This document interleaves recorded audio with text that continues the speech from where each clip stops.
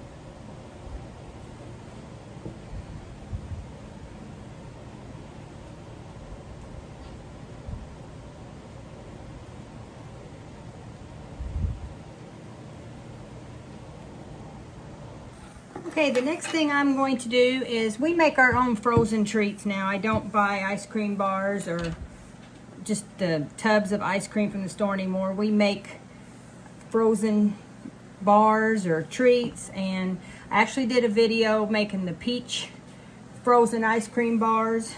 So if you haven't seen it, go check it out. If I don't forget, I'll link it. But the next thing that we really like is they're like a peanut butter mousse. And I bought these silicone muffin liners so you can reuse them. But it calls for peanut butter powder. Now, I'd never heard of this until I found this recipe, and I just found it on Pinterest. But I had always bought Peter Pan. Now, the reason I buy Peter Pan is because these lids fit a pint jar. And but if you read the ingredients on here, it is roasted peanuts, sugar, hydrogenated vegetable oil, rapeseed and cottonseed, and salt. And that's not terrible. Oh, thank you, Jesus. I always say that after a canned pops. And then on this, all it is in here is roasted peanuts, cane sugar, and sea salt. So actually, this peanut butter powder is healthier than buying it already mixed up. Now, the recipe that this uses, it takes 4 tablespoons of peanut butter powder. 1, 2, 3, 4. And that's all it takes of that. And for every 2 tablespoons of peanut butter powder, you'll put 1 tablespoon of water. Now, I did notice the last time when I did it, it was still a little dry and I wanted it creamier, so I'm gonna put another 1/2 tablespoon. Then all you do, mix it up. You let it reconstitute for just a little bit.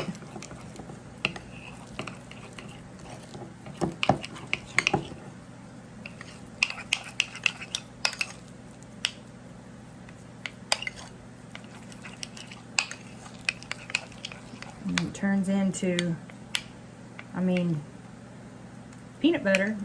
It's really creamy.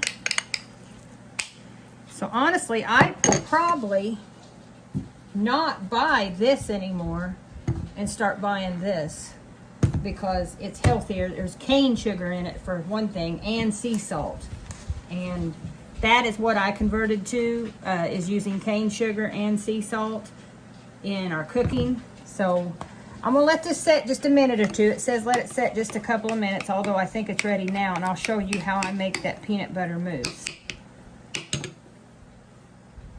Okay, it's been a couple of minutes. Now here's what you're gonna need, and that's Cool Whip. You can buy regular Cool Whip, the extra creamy. We buy the reduced fat. We're doing like a healthy, clean eating, heart healthy diet. Now, since this is a sweet treat, I did go ahead and put a 1/4 cup of powdered sugar in here. You do not have to do that, but to satisfy our sweet craving, we like to do that. I think before I do that, I'm going to put in my, you just want to add your peanut butter.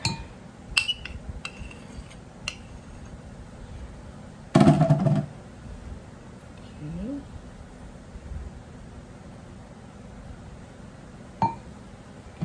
And then you want to fold in a whole tub of whipped topping. Yeah, I could make my own whipped topping, and I know it's better for you, but heavy whipping cream is got a lot of stuff in it that I really don't want. Thank you, Jesus, for popping that can. There. And you just fold it in. You don't want to mix it with a mixer because you'll flatten it out and then it won't freeze light and fluffy.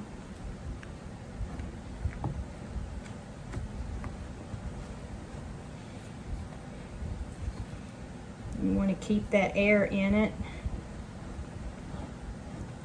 Now, when you freeze them, they get pretty solid, but when you're going to know you're going to eat one, take one out, and I mean, it's like a minute or two, and they're just perfect.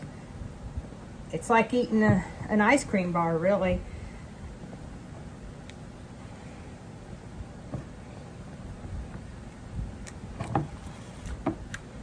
Okay, that looks pretty mixed up.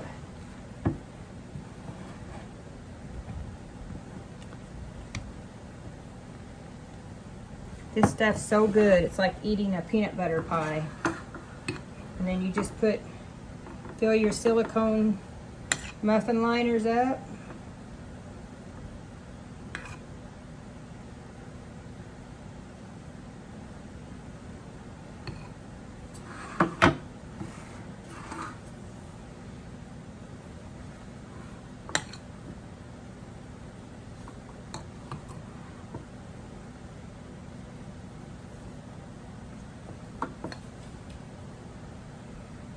And this is an easy, easy treat.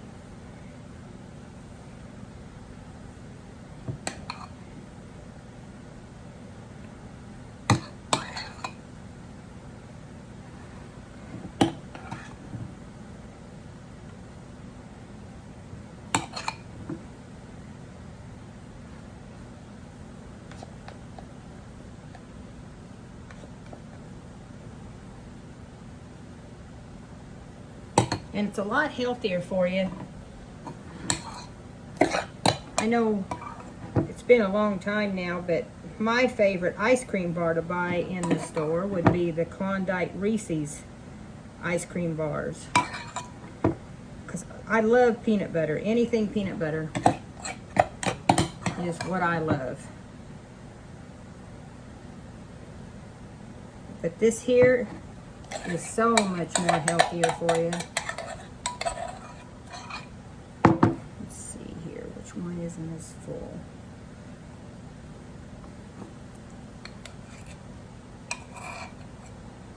Alright, got 10. So anyway, these will go in the freezer anywhere at least 4 hours, and then anything after that just gets them more hard, and then you've got a nice ice cream treat. And if you like peanut butter, I think you're gonna like them.